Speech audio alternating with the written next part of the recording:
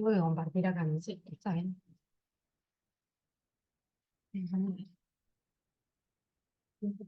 Esto también, ¿no? Este no, ahí está. Bueno, buenos días a todos, ¿cómo están? Mi nombre es Manuela Arial, yo soy residente de tercer año de la Residencia de Bioquímica Clínica del Hospital Italiano. Y en esta oportunidad les voy a presentar el Ateneo que hice para contarles un poco cómo fue mi rotación externa que hice por el área de oncohematología en mayo y junio de 2025. Ahí está. Bueno, la rotación la hicimos con José en España, en un hospital de Valencia que se llama Hospital La Fe. Es un hospital público enorme, como pueden ver, está compuesto por 7 torres. 4 de ellas responden a lo que son pacientes internados, 2 son pacientes ambulatorios, y toda una torre entera es la parte del laboratorio. Es un hospital que más o menos tiene 1000 camas y también atiende todo lo que es la Comunidad Valenciana, o sea, también recibe muchas derivaciones.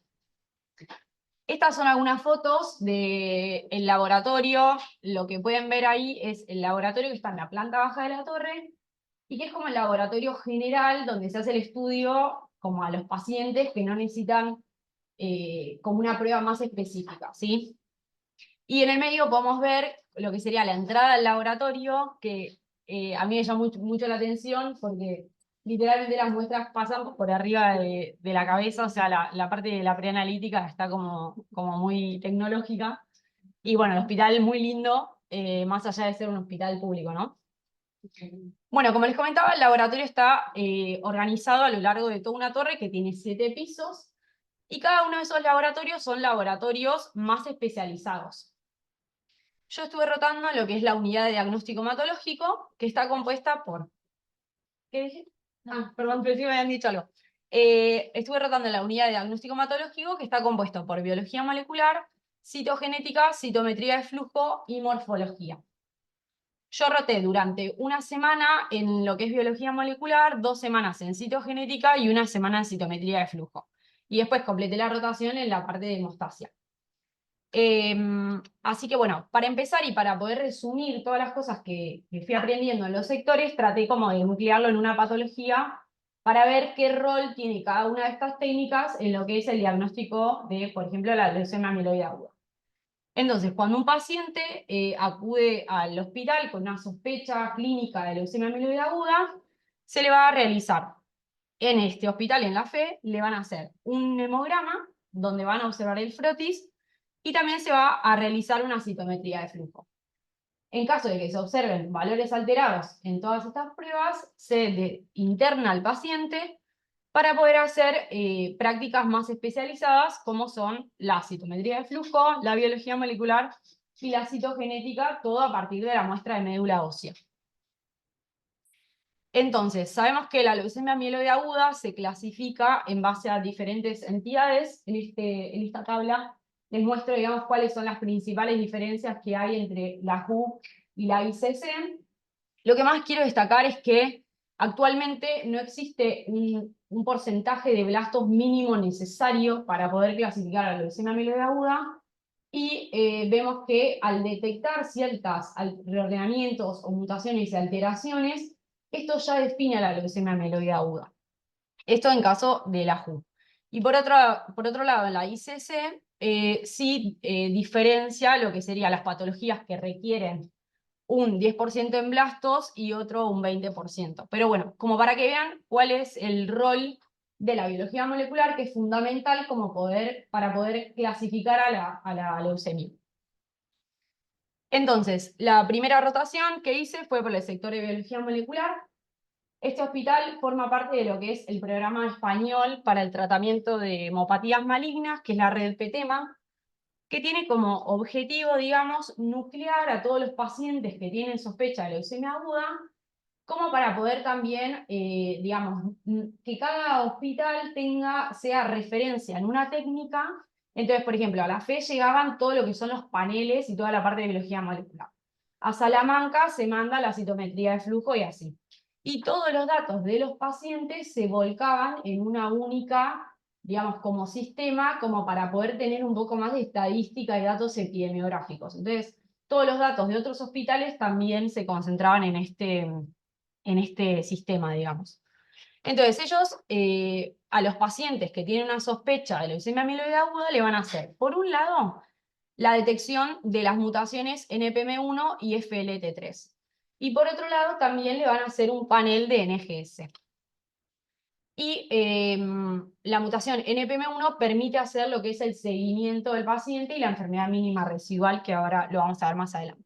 Bueno, y estas son algunas fotos del laboratorio, que a mí lo que me llamó la atención principalmente es que no está sectorizado en, digamos, área premix, postmix, no tienen separados los termocicladores, como que está todo medio mezclado. Pero bueno, miren lo que son los secuenciadores, o sea, tienen mucha tecnología disponible, digamos.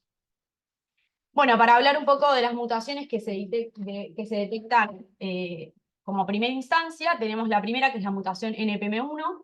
Esta es la mutación más frecuente, ¿sí? Y este gen codifica para la proteína, que es la nucleofosmina. Es una proteína que participa en lo que es la regulación del ciclo celular, o sea, en varias actividades implicadas en la replicación de las células.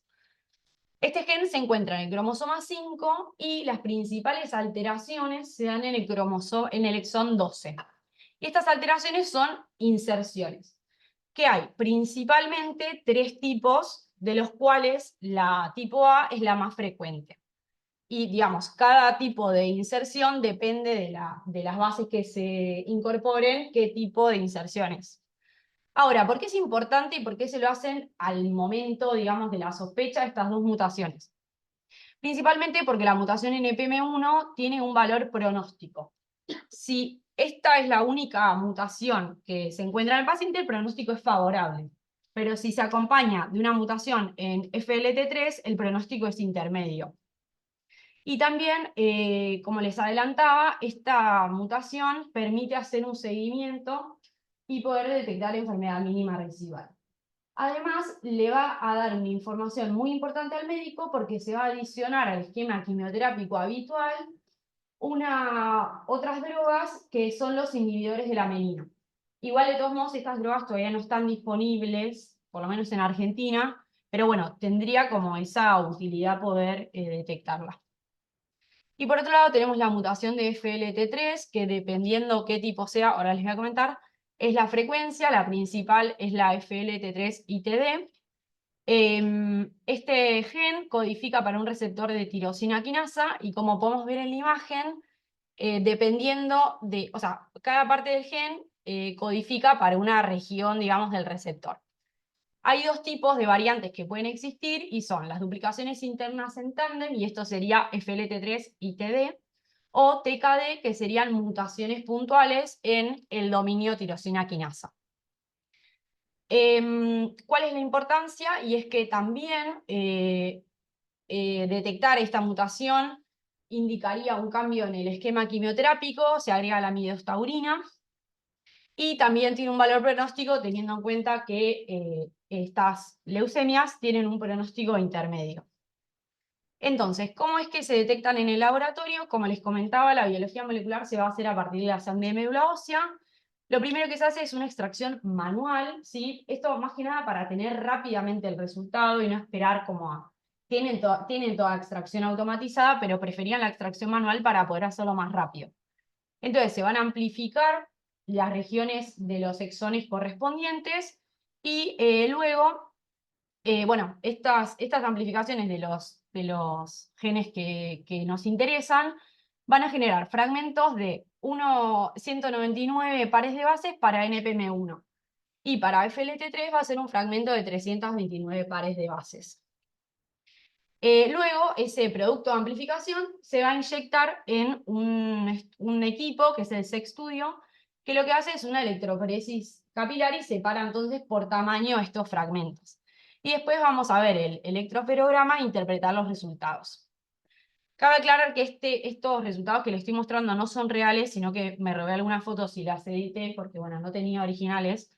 Por eso capaz las alturas de las picos no son las que corresponden, pero bueno, la idea era mostrarles que en un paciente wild type voy a tener un único pico y en un paciente mutado voy a tener un pico correspondiente al alelo normal y otro pico que va a corresponder a la mutación con la alteración. Y como les comenté, para NPM1 es una inserción de 4 pares de bases, y para FLT3, como son duplicaciones internas en tándem, dependiendo de la cantidad de pares de bases que se agregan, siempre en múltiplo de 3, vamos a ver diferentes tamaños de fragmentos.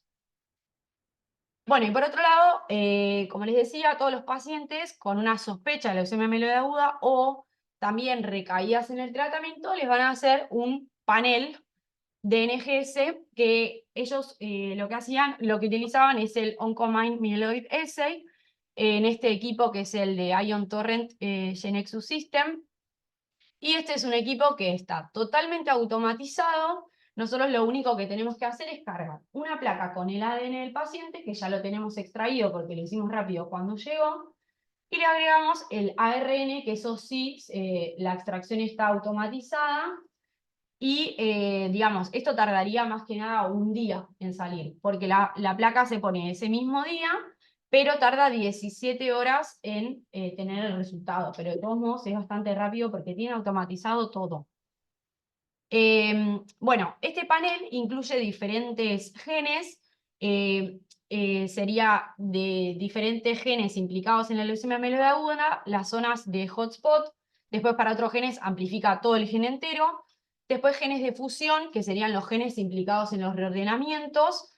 Entonces, no solo permite detectar estos 34 genes de fusión, sino también los reordenamientos entre sí, y otros genes que utiliza de control. Bueno, esta diapositiva es como para mostrarles rápidamente el fundamento de NGS. Lo primero que se hace es, a partir del ADN, que dijimos que ya lo cargábamos en el equipo, el ARN se hace una retrotranscripción, luego se amplifica con 2 pools de primers que cargamos en el equipo, se amplifican los genes de interés que les comentaba antes, se hace un marcado, o sea, se construye, digamos, lo que sería la librería, para lo cual se agrega un barcode para cada fragmento y también otro barcode para cada paciente. Luego se realiza una PCR en emulsión que tiene como objetivo que estas microesferas que están recubiertas por primers queden recubiertas con cada producto de amplificación de cada gen.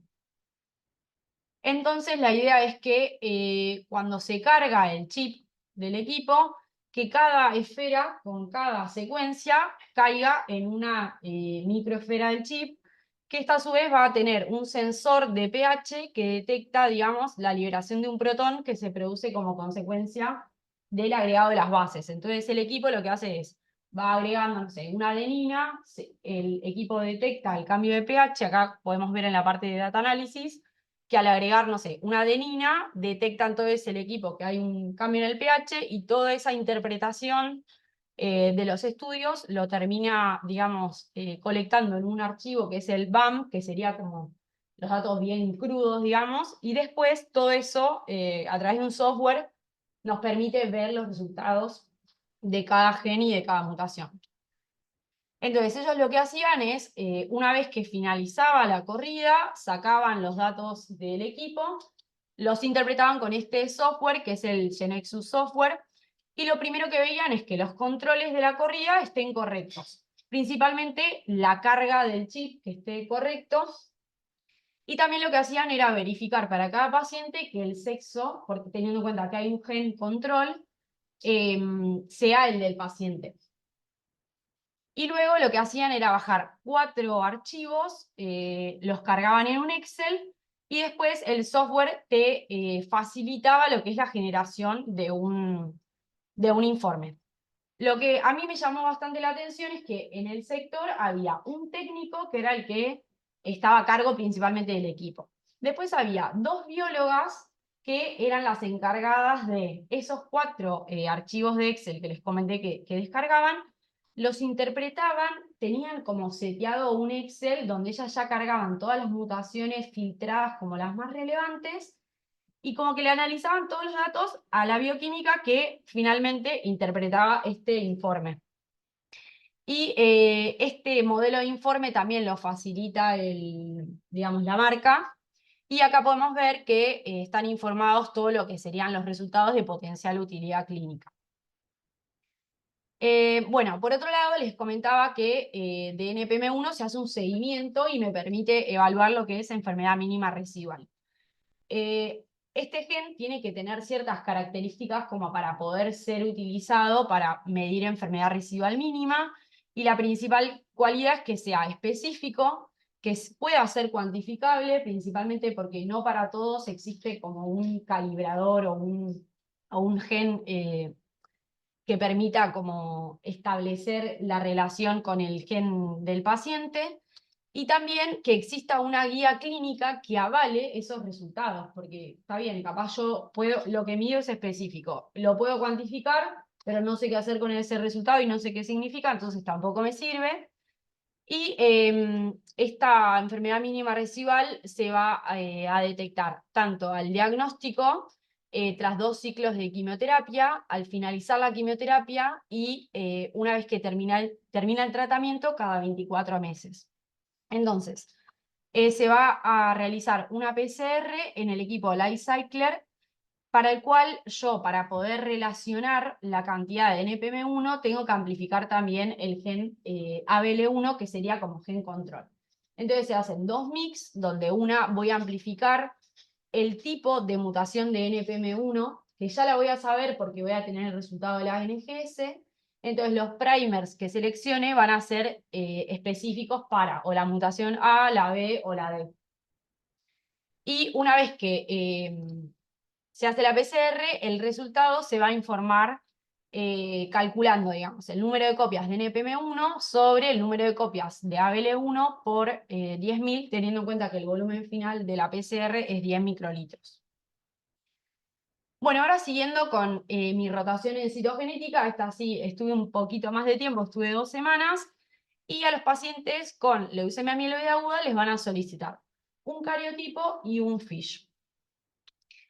El cariotipo se realiza en una muestra de médula ósea colectada con heparina de sodio, y teniendo en cuenta que lo que estamos estudiando son células mieloides, digamos, inmaduras, no es necesario agregar un activador de la duplicación celular, es decir, que las células ya con el agregado de un buffer van a replicar. Y se van a cultivar por 24 horas a 37 grados en una atmósfera de dióxido de carbono. Luego de estas 24 horas se va a exponer a las células a un alcohol semid que detiene a las células en la metafase.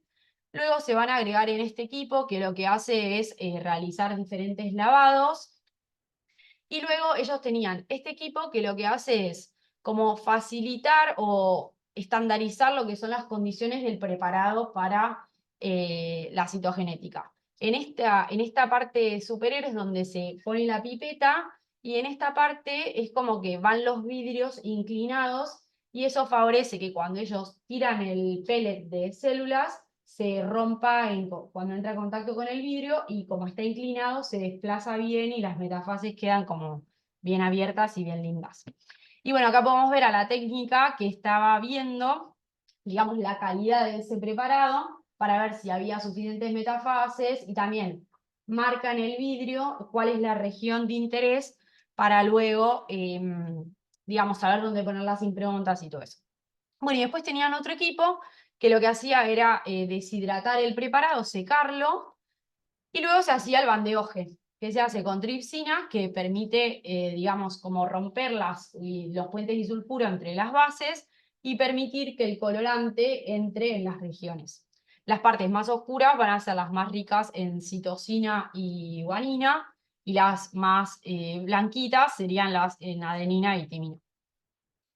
Bueno, una vez que tenemos el preparado listo, se va a digitalizar todo lo que serían las metafases a través de este microscopio, que es el Metafer 4, y se va a proceder al análisis de cada uno de los pacientes. Lo primero que hacían era enmarcar lo que sería la metafase, luego los cromosomas que quedaran muy juntitos se cortan, y luego el equipo tiene como un software que permite como ir asignando algunos que ya más o menos sepa cuáles son, y el operador tiene que ir asignando cada cromosoma al que corresponde.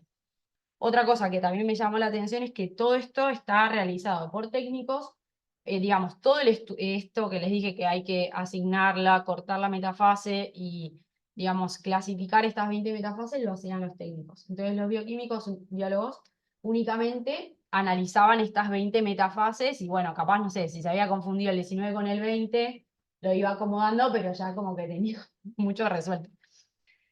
Entonces, bueno, por otro lado, también les comenté que se hacía FISH. FISH sabemos que es la hibridación in situ, básicamente consta de la desnaturalización del ADN, se agrega una sonda y se visualiza el microscopio de fluorescencia. Entonces, para esto, al mismo pellet de células que yo había cultivado, que estaba fijo en el vidrio, le voy a poner 3 microlitros de la sonda a estudiar, y se ponía en este equipo que lo que va a hacer es primero exponer la muestra a 72 grados centígrados con el objetivo de desnaturalizar el ADN.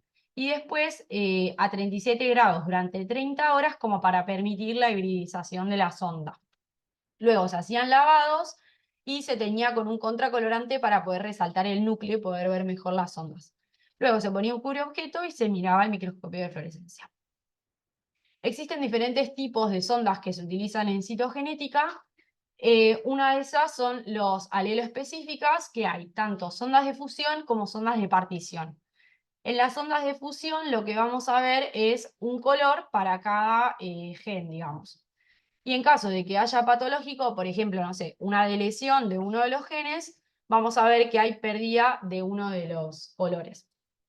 Y después tenemos sondas de partición en las cuales cada sonda va a pegar a genes que van a estar uno al lado de otro y en caso de haber, por ejemplo, un reordenamiento, una translocación, estos dos genes se van a separar.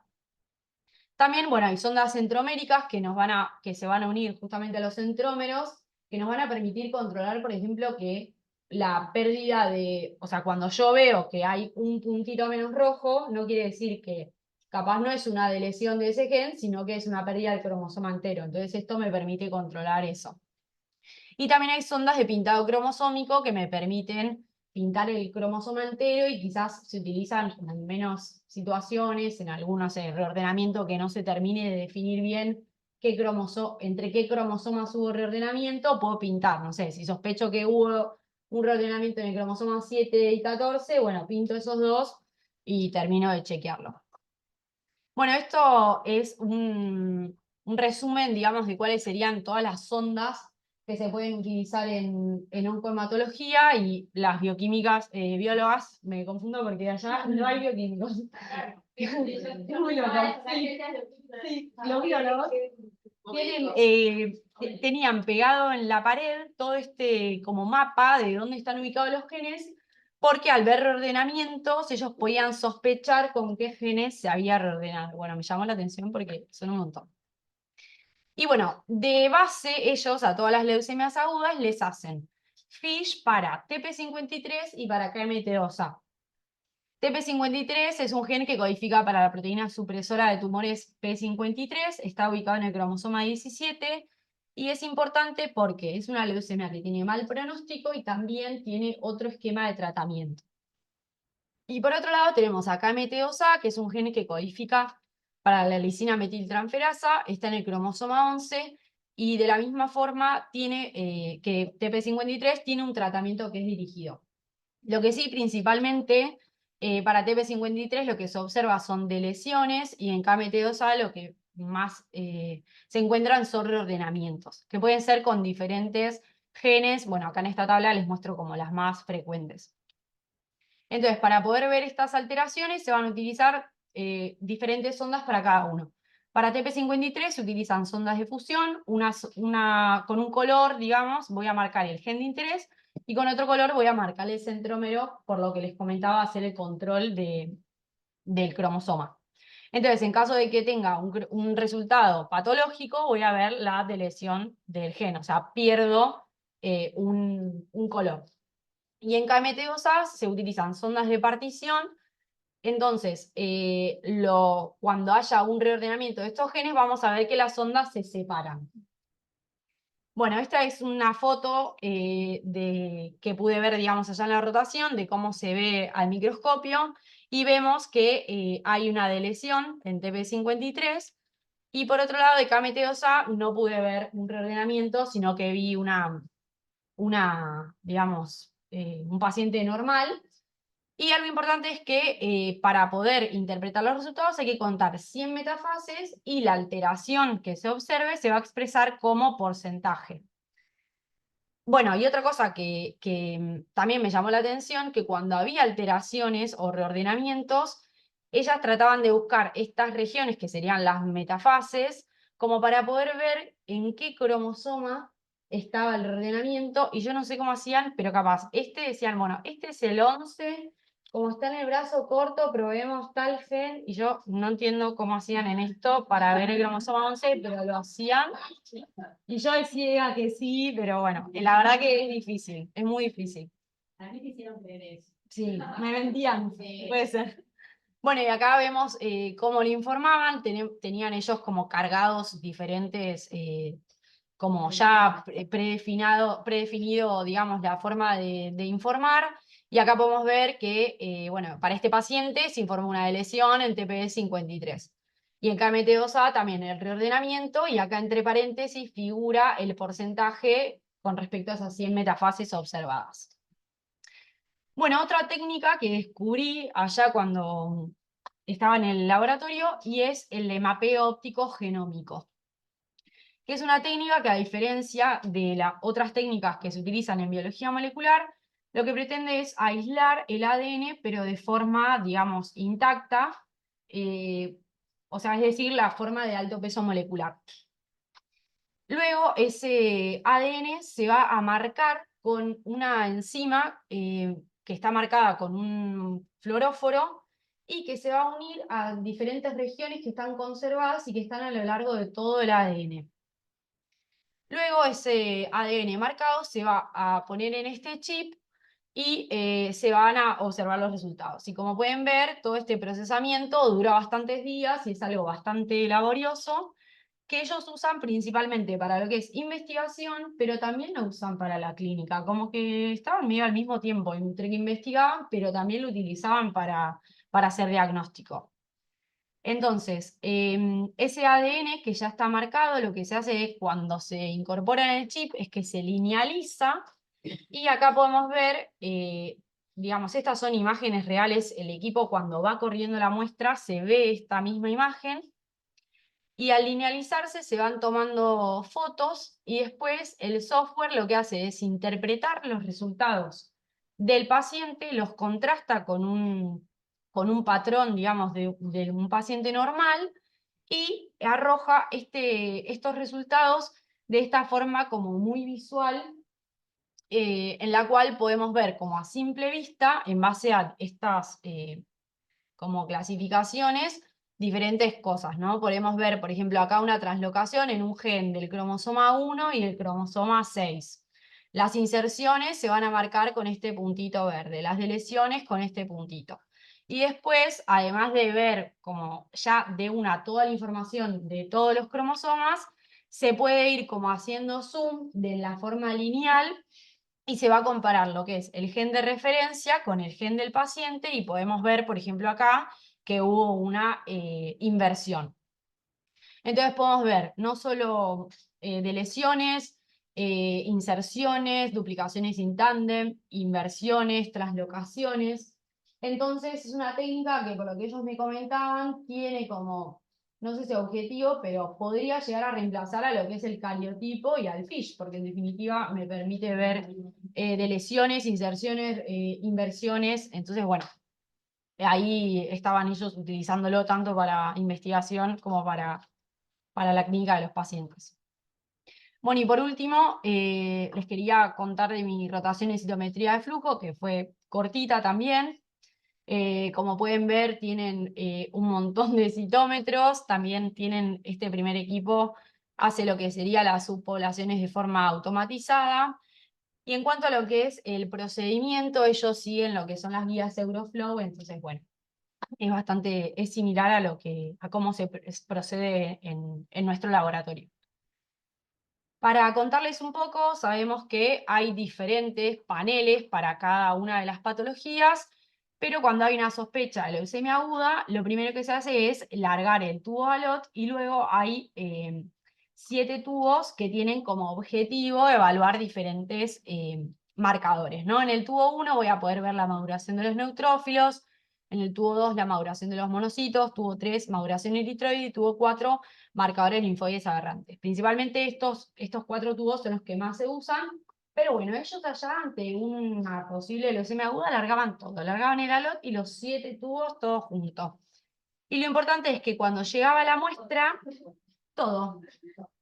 Cuando llegaba la muestra era el médico que interpretaba la historia clínica del paciente y decidía qué tubos se largaban.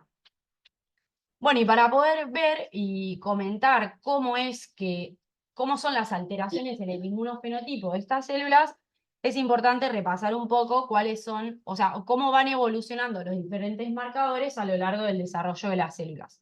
Entonces, en el primer tubo, en el tubo Alot, lo que vamos a poder ver es como la estirpe o definir que ese clon se trata de una célula inmadura, que lo puedo ver con el CD34, y de linaje, digamos, mieloide, teniendo en cuenta la positividad de la mieloperoxidasa. Después, otros marcadores que van a estar presentes en las células más inmaduras van a ser CD34 y HLA-DR, CD45 va a empezar a positivizar, y los marcadores de compromiso con la línea mieloide ya van a estar positivos en lo que es la célula madre hematopoyética, pero van a aumentar en lo que es el precursor común mieloide. Y CD34 y HLA-DR van a ir disminuyendo a lo largo de la maduración de los neutrófilos. Bueno, y en el tubo 1, como les comentaba, tiene como objetivo evaluar lo que es la maduración de los neutrófilos. Entonces, a lo largo de la maduración vamos a ver que el patrón de los marcadores se va a ir modificando. Como les decía, CD34 y HLA-DR van a ir disminuyendo. CD45 es el marcador panleucocitario, va a estar positivo a lo largo de toda la maduración. Los marcadores de compromiso mieloide van a variar. CD117 va a ir disminuyendo, CD33 va a mantenerse positivo y CD13 primero se adquiere, luego se pierde y se vuelve a adquirir de a poco. Y CD10 es como el marcador más importante que nos va a indicar la madurez de los neutrófilos. Y por otro lado tenemos el segundo tubo que nos permite evaluar lo que es la maduración monocítica. En este caso, HLA-DR se va a mantener positivo y otros 2 marcadores que les quiero comentar son el CD300 y el CD14. Y como podemos ver, el CD14 es un marcador que se adquiere antes que el marcador CD300 a lo largo de la maduración. Entonces, yo lo que pude ver allá es que los fenotipos de las diferentes entidades de leucemia mieloide aguda, o sea, como que existe una asociación entre lo que es la biología molecular y el perfil fenotípico que podrían tener las leucemias. Y vemos que para NPM1 es una de esas situaciones. Entonces, ellos lo que me comentaron es que cuando ven un hallazgo como por ejemplo que el CD300 se adquiera antes que el CD14, esto es un hallazgo como muy indicativo de la mutación NPM1. Entonces ellos ya directamente lo informan en el resultado de la citometría de flujo. Se informa como inmunofenotipo sugestivo de leucemia mieloide aguda con mutación NPM1. Entonces la citometría de flujo era lo primero que se le hacía al paciente en la sangre periférica. Entonces el médico quizás en 3 o 4 horas ya puede tener un resultado medio sugestivo y que le estaría indicando de esta patología. Entonces, bueno, la verdad que la citometría de flujo es un mundo. Yo en una semana no pude como profundizar demasiado en los diferentes inmunofenotipos que tiene cada mutación, porque bueno, obviamente no podría hablar de eso tampoco, pero bueno, es como para mostrarles quizás otra utilidad u otra como vuelta de rosca a la citometría del flujo, y también comentarles que ellos, a su vez, el seguimiento de NPM1 no lo hacían únicamente con la biología molecular, sino que lo hacían también por citometría de flujo. Bueno, y como conclusiones, el diagnóstico de la leucemia aguda requiere un enfoque integral que combine tanto lo que es la morfología, el inmunogenotipo y fundamentalmente la biología molecular. Y todos los avances que hubo en estas técnicas permiten una mejor definición de todas las diferentes entidades y podemos ver entonces que el laboratorio cumple un rol central, no solo en el diagnóstico, sino como en el seguimiento, pronóstico y tratamiento. Y bueno, que también es fundamental conocer qué ventajas y qué limitaciones tiene cada técnica como para poder interpretar correctamente los resultados y saber de qué manera esta técnica apoya, digamos, o a un diagnóstico o a un seguimiento. Esta es la bibliografía y yo ahí posando. Eh, ah, Eso tiene que ver con el intendente. en Instagram. Fue un poquito de la quizás, pero está re bueno como mostraste el florete y todo, y los chicos justo hablaron de la Sí. mostración de los monocitos, pero ustedes lo nombraron como líderes, que es el 6%. Es lo Ah, mismo, claro. lo mismo de una forma o de otra, pero... Sí, lo que me olvidé decir también es que, por ejemplo, hay mutaciones que pueden verse, por ejemplo, en un perfil neutrofílico o monocítico. Entonces, NPM1 puede estar en un monocito o en una célula más comprometida al linaje neutrófilo. Entonces, bueno, nada, con el HLA-DR también puedes ir inclinándote, bueno. Está bueno que para mí antes de ir a citometría de flujo saber como cuáles son los marcadores comunes y después ver en cada patología cómo se alteran y es más fácil.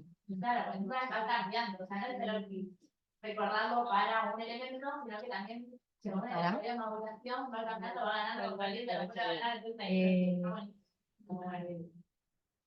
Me llama la atención lo de las metafases de la citogenética No, tremendo. que usaba para que a veces algunas que se mandan a hacer hacia afuera, está bien que la mayor parte, algunas son mensajes periféricos y otras no, muchas son en médula, utilizan más número de núcleos, no 100 metafases y más. Y los informes que nos mandan, Mirá. yo lo valido por eso. Bueno, no hay ninguna. Bueno, muy bueno. La cosa es que los técnicos de allá son diferentes a los técnicos de acá. Los biólogos, no sé exactamente igual los bioquímicos. El bioquímico sería una buena conexión entre el biólogo y el técnico, y es una cosa intermedia, en cuanto a su formación ya universitaria. Sí. Muchos técnicos eran biólogos, Yo te digo, que no podían como terminar de acceder. Bioquímicos había. ¿Bioquímicos? Claro. Sí, había. Bueno, Por había. eso, muchos técnicos eran bioquímicos, que como no está la carrera muy joven allá, todavía no pueden pasar a ser bioquímico, como el bioquímico en el laboratorio no está, entonces tienen como el rol de técnico. Claro, pero ellos varían mucho porque, digamos, tienen la profesión. Claro, por eso, son técnicos de formación universitaria, Sí. y entonces por eso pasa en Europa en muchos lugares. Y por ahí los biólogos, toda esa torre, digamos, es de investigación. Entonces, muchos de los biólogos que están trabajando en la clínica hacen investigación también. Entonces, está como los dos. Está como bastante mezclado, pero bueno. Bueno, Sí. Habitualmente en los centros grandes donde se centraliza por tipo de patología, de tipo de cosas, hay mucha interconexión entre, se va a hacer la investigación y se la parte asistencial puro. Sí, pero a mí me llamaba la atención que tenían muchos equipos de última, digamos, que recién salían al mercado y ellos, digamos, lo tenían ahí, más allá de la investigación que podían desarrollar, también lo hacían para sus pacientes, aunque el informe no se subía. Pero bueno, participaban en esta parte de validación entre muchos hospitales de toda España o de Europa. Así que nada, tenían como la última tecnología, por ahí no validada para análisis de los pacientes, pero... Pasa que a veces los adquieren por becas de research, claro, y después los usan para la clínica, pero en realidad Sí. es por el otro lado. Sí, ese mapeo óptico genómico lo estaban como medio estudiando, pero decían, sí, hacele. Cada vez más hay más apoyo para la parte de la industria por el tema de que, como la medicación que se utiliza es diferente según la mutación o lo que se encuentre, hay necesidades para el diagnóstico, para el tratamiento. No se desarrollan tanto y son mucho más research aquellas patologías que no afectan nada, si es de un tipo o de otro, y se le va a dar el mismo tipo de medicación. Pero para la parte oncomatológica y oncológica, cada vez más se va priorizando La hacerlo medicina de precisión. la medicina de precisión específicamente, y para eso tenés que hacerlo. Entonces, para eso la industria pone esos equipos, apoya las cosas de investigación. Sí, y los datos, publicaciones y cosas que van a avalar a la comunidad médica Ah, para poner que necesitas hacer el Esto estudio para médica. Sí, total. Es que los médicos tenían mucho peso en el laboratorio. Yo llamaba y decía, mira, le estoy dando esto al paciente, quiero que esto lo mida por tal metodología. Y traían el reactivo nuevo y así pasaba. Capaz que, no sé, a mí pasó para medir el factor 9 Manu también estaba, había 3 reactivos diferentes. Entonces, dependiendo de qué era lo que le estaban dando al paciente, era cómo lo medían. Y eso era el peso que tenía el hematólogo, de decir, yo quiero que lo midas por esto, porque en un lugar publicaron. Entonces, como que tenían todo lo último, que a veces el biólogo que estaba ahí no sabía bien el por qué, pero bueno, con el peso de la industria y de los médicos que llevaban a Eso es la medicina de precisión. Para ciertas cosas se usa. Sí, entonces, hay que tratar de avanzar con eso. O, por ejemplo, en el caso del factor 9, si tenés que decir qué reactivo de arquitectura tengo que usar. Claro. Para medir. Sí. Porque según la longitud, si le agregaron al factor 9 que le infunden una albúmina y la tequilan, o qué sé yo, los análisis te dan muy diferentes si es un reactivo. Entonces, cuando definís cuál es, tenés que tenerlo. Por eso se centralizan los estudios de los científicos en cierto tipo de laboratorio, porque si no es el infierno para la comunidad general. Claro. Sí. Esto es un hospital centralizador. Sí. Entonces, bueno, ahí sí. Sí. Bueno, re lindo. Muy lindo.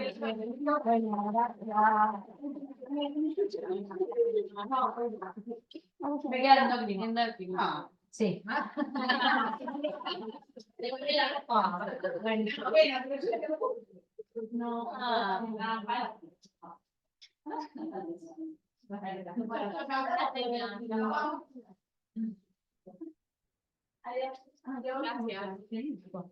No. Ay, bueno, sí, no se olviden de llenar la asistencia al Ateneo. No sé si alguien tiene alguna pregunta. Me distraje que estaba Marta acá.